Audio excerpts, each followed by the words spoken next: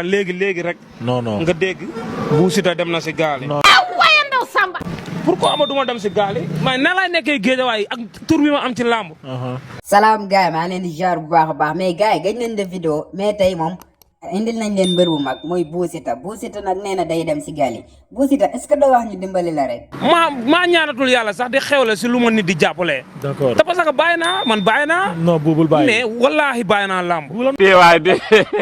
ferme-moi. mais boo yow tamit bul bàyyi làmb bu da ngay neexal làmb ji bu est-ce que am nga ñu la jàppale wala loolu moo tax ngay kaas ni.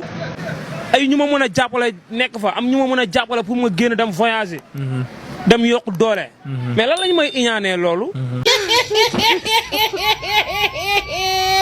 boo yow mbër bu mag nga yow waa Géejawaay dañ la war a jàppale ana ñoom Balla Gaye ak ñoom Gouye Gui nuñ def ak yow.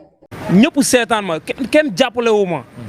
combat bi ma wéet si trop autorité yi mel ni maanaam ku may ñaawal. loolu dafa ñaaw nañ waxante dëgg dara mënu ko justifier. mais c'est bizarre. mais bu yow est-ce que woo nga Ahmed Aïdara ak yenn autorités yi nga xam ne ñooy biir Géejawaay est-ce que yaa ngi leen di woo yaa ngi déggante ak ñoom wala. ku ma ci woo ma la sama waay doo ma jël mais dootuñu gisati sama appel dootuñu gisati sama te parce que man sax. waaye ndaw Samba. Bou Siteu lu tax nga ne duñ gisati sa appel del woote rek bul découragé bul bàyyi danañ la wuyu de temps yi dañoo xat xam na. maa ñaanatul yàlla sax di xewle si lu ma nit di jàppalee. d'accord te parce que bàyyi naa man bàyyi naa. non buubul bàyyi. mais wallaahi bàyyi naa làmb.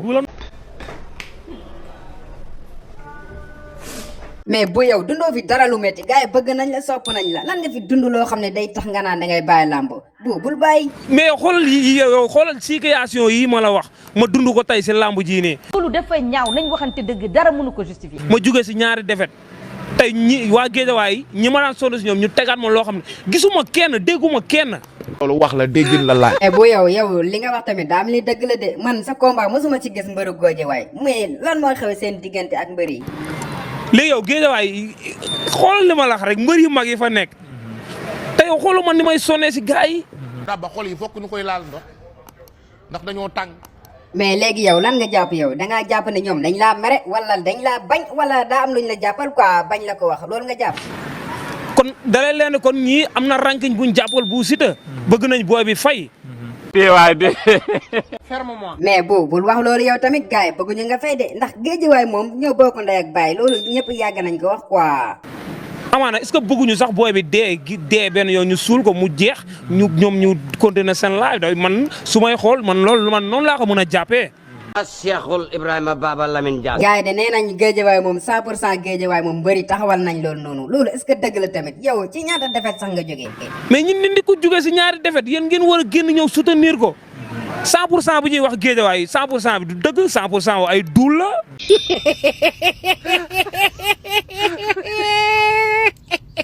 Bou Siteu 100% bi dëgg la de xanaa gisoo ñoom Balla Gaye ak ñoom Gouye Gui niñ àndee booloo nekk ay xarit 100% bi dëgg la de moom. wallaahi du dëgg mais 100% ku fi taxawati di wax ay 100% wallaahi ku taxaw sama kanam di wax ay waxu 100% wallaahi naa la yot xëpp la asib. ferme-moi. bu yow tamit bul wax loolu lan moo la jaral ngay xëppaat ay asib ndax 100% bi du dëgg quoi bu la dara jaral loolu est-ce que xam nga kaso. te lii ma la wax nañ dawal tur yow di nga gis sa bopp man léegi nekkatuma si yooyu de wallaahi te lii ma lay wax nii nañ dawal ba si kanam rek. loolu dafa ñaaw nañ waxante dëgg dara mënu ko justifier. mais c'est bizarre. non bul def loolu noonu quoi nekk fii di dund ci biti moom dund bu métti moo ma gënal ma dem dund ji ay kaso wala dee quoi jaru ko. man instant yi dee ak dem tëdd kaso mandat wax baaxul sax.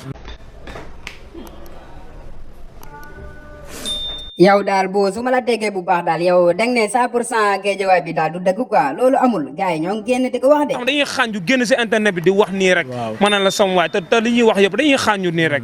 mais man wallaahi nañ xëppi seen bët di xool. non ba xol yi fokk ñu koy laal ndax dañoo tàng. mais bu yow ana mbër yi nga bokkal écrit bi ana mbër yi nga bokkal lu tax boo amee combat ñoom duñ génn jàppale la problème bi lan la. non nekkul cadre écurie man écurie bi combat bi fa la nga préparé ak teel a ñëw si écurie bi ndax yow ku xam Bou Siteu xam ni Bou Siteu géej Tivaouane Peulh laay fanaane. bañuñ ci nanga def ñu ngi tane. kon amoo benn problème ak sa waa écrit kon lan mooy problème bi lan moo tax waa Géejawaay sonal la quoi yow nga ne fan ngay fanaan yow. man lu mu guddi Tivaouane Peulh laay fanaane. te parce que sama titre foncier fa la nekk sama jabar fa la nekk.